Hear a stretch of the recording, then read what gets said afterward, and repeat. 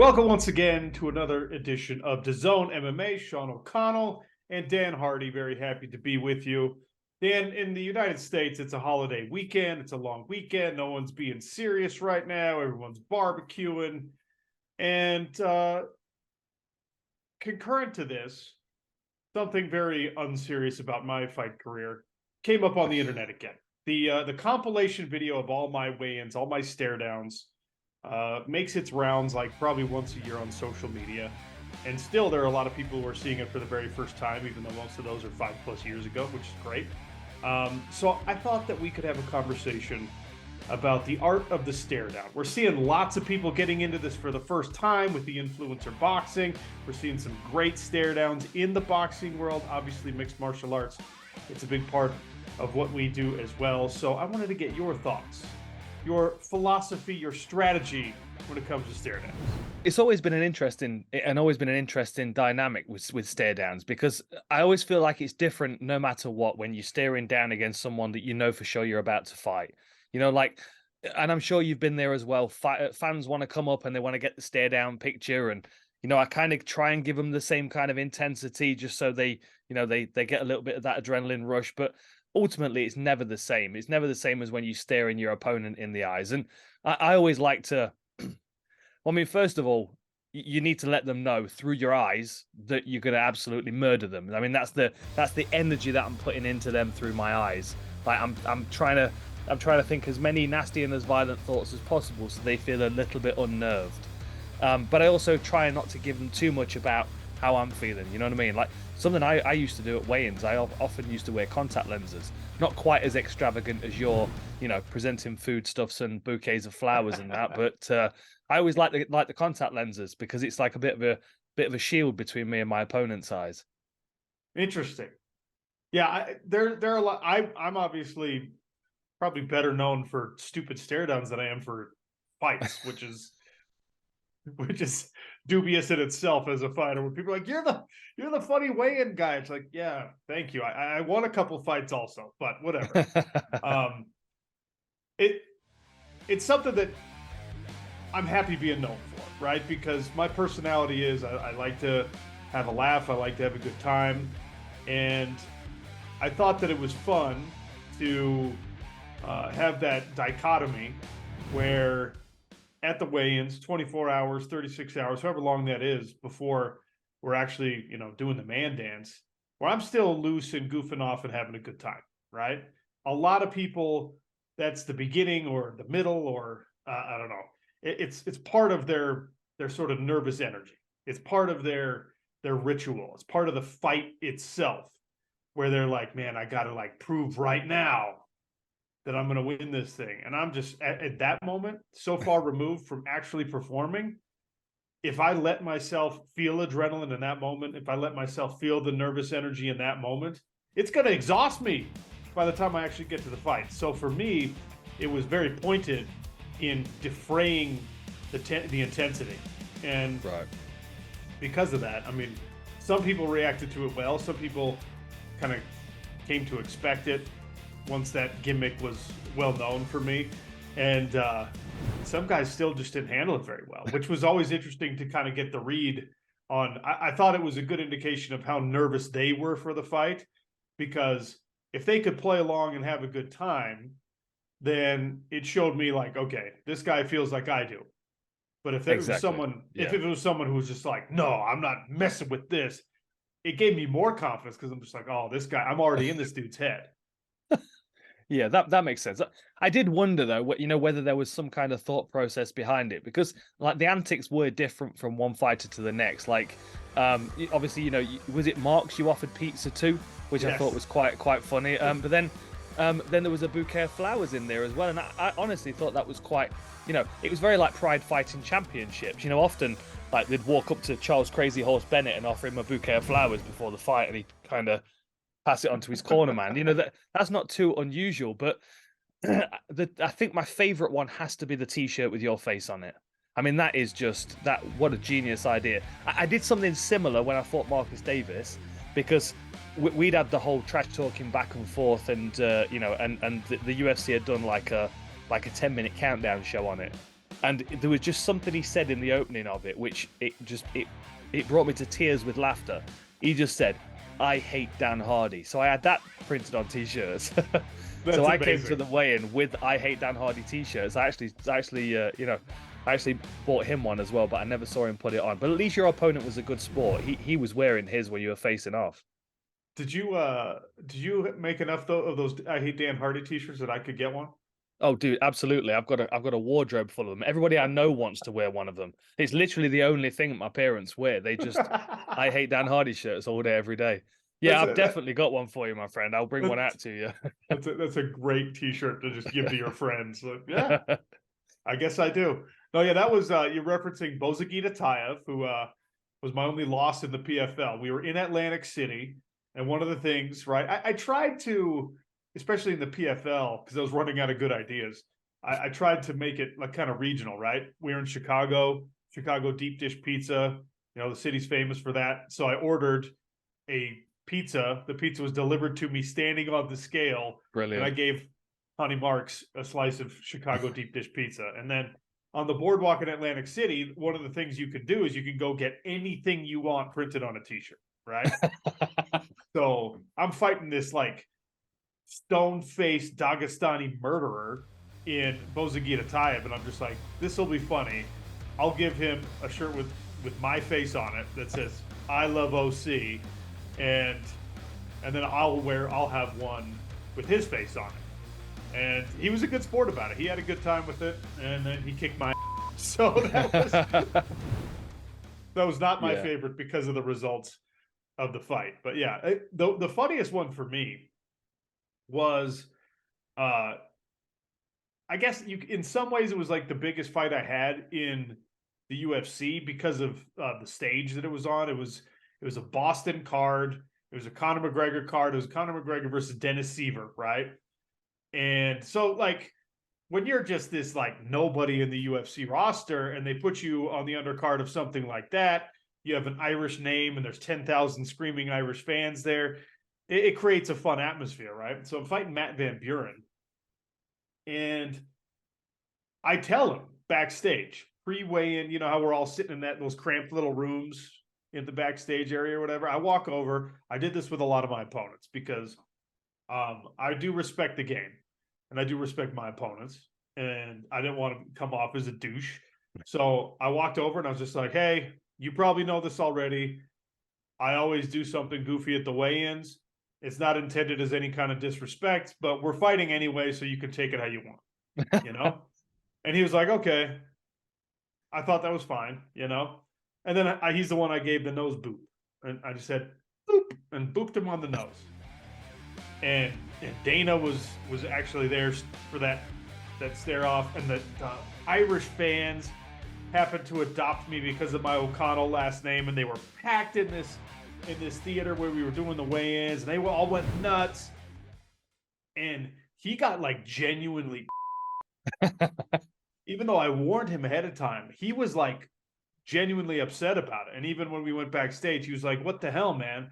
I was like, "I told you I was going to do something." He's like, "Yeah, but you didn't say you were going to touch me on my face." And I was like, all He right. wanted snacks. That's why he was annoyed. He Yeah, wanted yeah. pizza or something. He wanted me to bring him flowers. I don't know. So he was like genuinely upset about that one. And I was just like, I don't know why people get mad, but also it doesn't matter if you get mad. The weigh-in is this preamble to an actual contracted fight. That's why weigh-ins are so weird, and the stare down is so weird because you're there, and sometimes you're posturing, you're trying to look tough, right? Sometimes you're relaxed, sometimes you're like me and you're goofing off. But regardless of how you handle it, you're going to fight this person, not to the death, but with that mentality in 24 hours. So it's such an odd moment.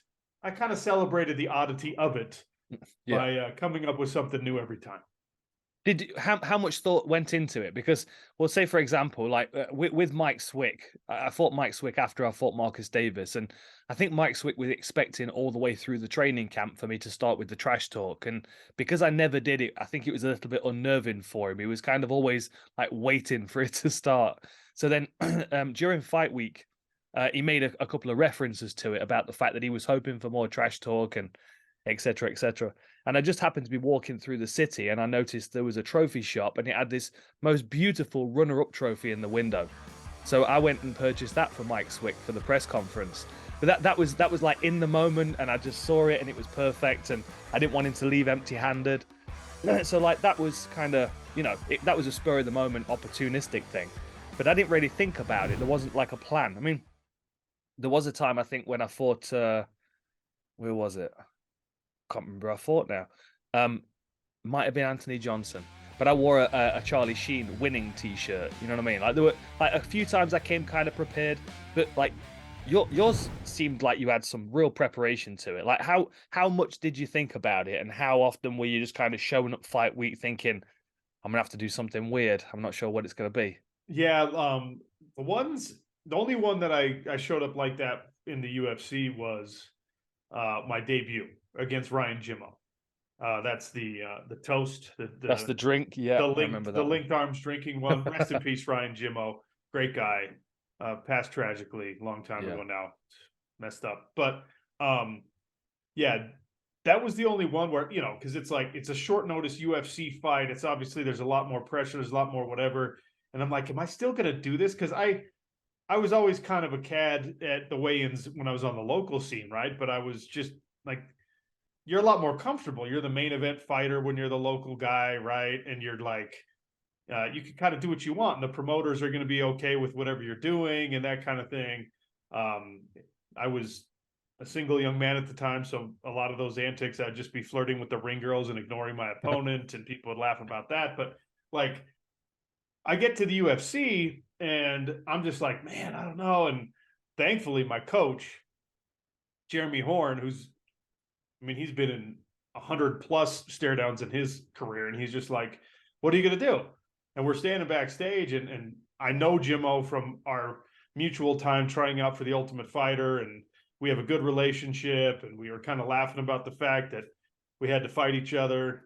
And he's back there, and I'm back there, and Jeremy, my coach, Jeremy Horn, came up with that one. He's like, why don't you guys do one of those like little wedding toast things? And nice. It was perfect. It was amazing, right? And it kind of took off from there on the UFC level. But after that, because that one was so good, I tried to show up every ensuing fight with a good idea or a better idea. And you know, some of them, like my last fight in the UFC, my worst fight in the UFC, a fight I wish never happened, was around Christmas time against Corey Anderson. And it was like this Albany, New York card tucked away on Fight Pass that thankfully nobody watched because it was such a horrible performance. But the weigh-in was great because I brought a stocking full of candy for everybody because it was around Christmas time. And I'm handing out candy canes, and I give them out to everyone, like all the UFC employees. I'm throwing them out to the media.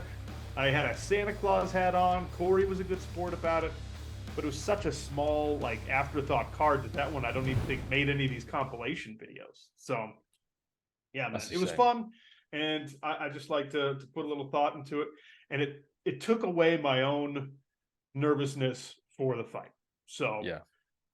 People have asked me over the years, like, why did you do that? Were you trying to like play some reverse psychology game with your opponents? And I honestly don't give a shit what they thought of it. Like, it was all about me having a good time, because having a good time is the only reason you should be a mixed martial artist.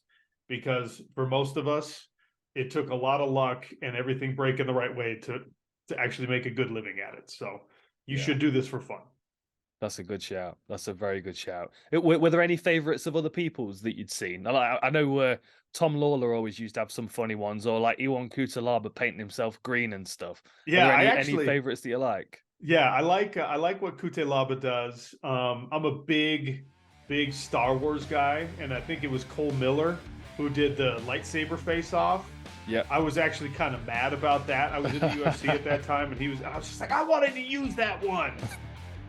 And so yeah, like, but that was a really good one. You gotta give your opponent a lightsaber and then you square off. I thought that was great. Kutelaba's funny because he does that thing where he like goes face to face and then he screams at you and like gives his opponents the jump scare. Yeah. So that's I like Khalil Roundtree's response to it when he screamed yes. his face. Khalil Roundtree just kind of Yeah, went, he's just like, well, yeah, and he had a laugh about it, right? Like Roundtree handled that one well. The thing I don't like, I don't mind if people are serious, right?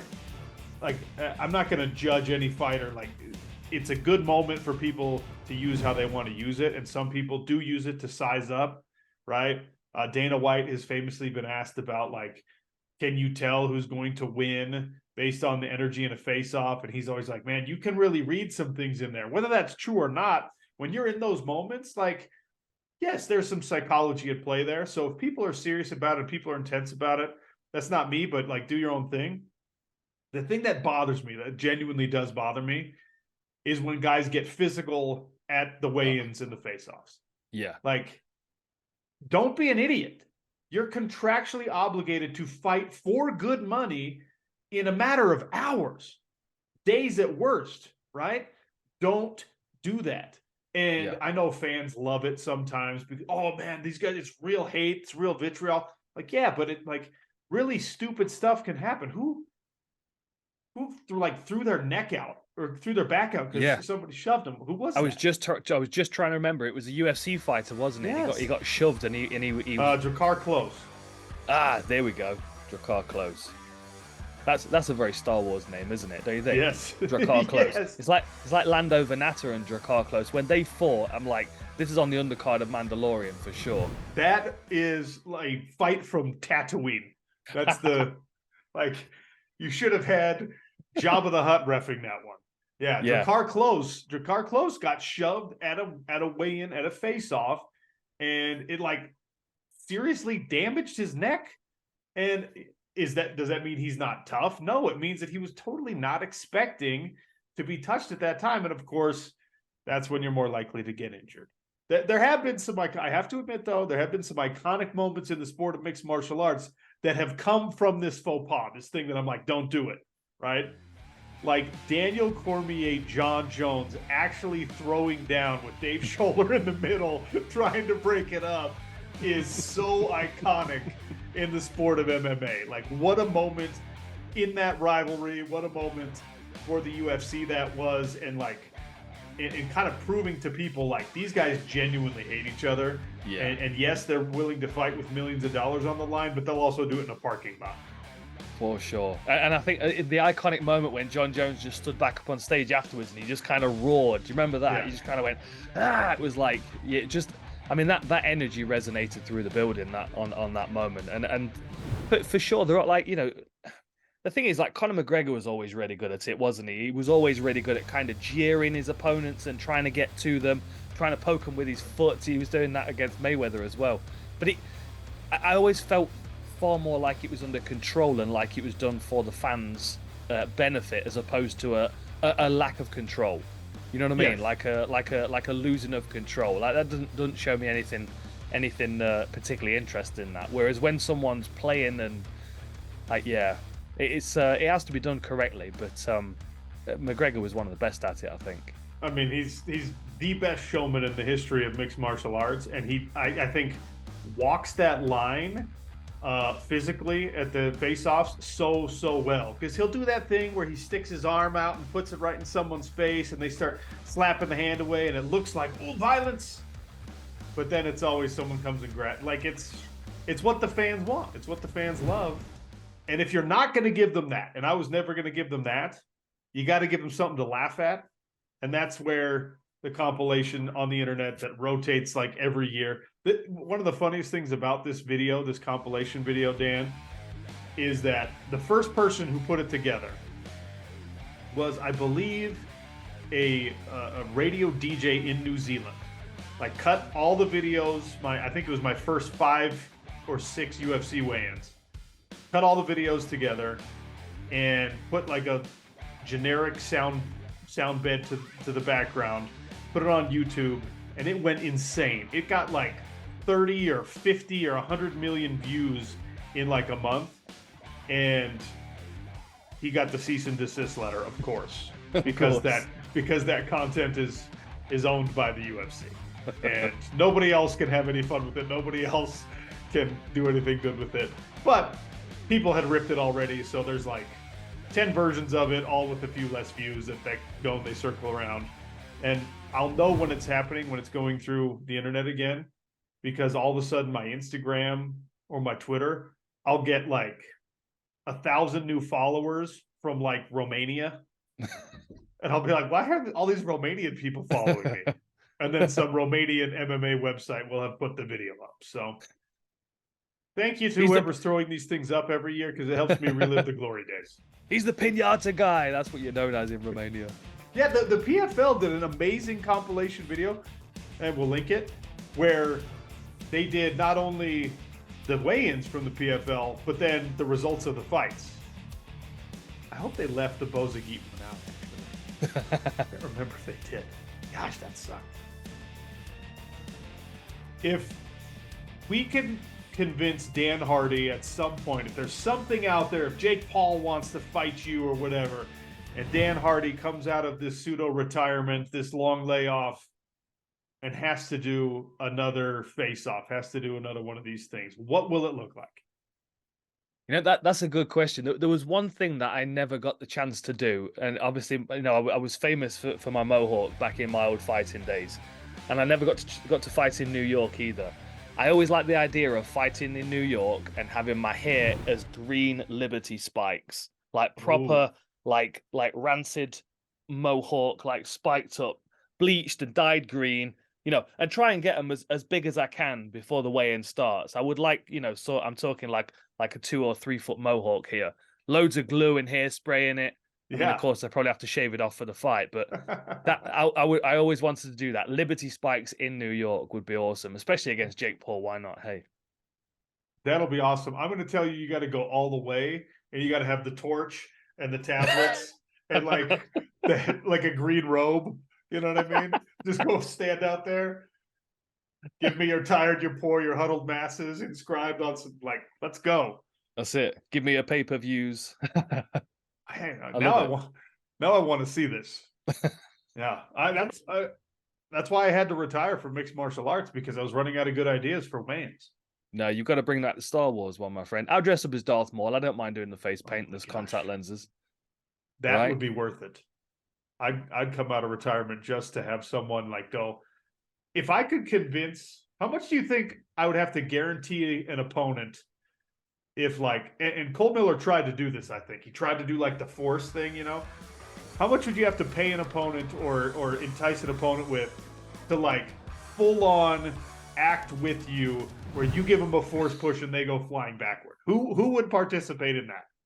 Roxanne Modafferi for sure, but she's probably not your weight class. Like she's hardcore. She always made a good effort for weigh-ins and stuff, and I know definitely she'd want to play along with that kind of thing. I don't know. I think you'd find someone to do it. I think you'd find someone that would want to get involved, especially with something like Star Wars. Yeah. I mean, it's such a, you know, it's so iconic. I mean, I'm literally sitting in a room that's filled with Star Wars figures right now. I would definitely, I won't mind you beating me at the weigh-ins with the Star Wars Force Blaster in the chest, my friend. Maybe we'll do that for the PFL sometime. All right, me versus Dan Hardy, it's coming. The art of the face-off. Everybody does it a little bit differently. I don't think there's really a lot of wrong ways to do it, though. Heath Herring. I'll throw that one in there before we close the show. The kiss.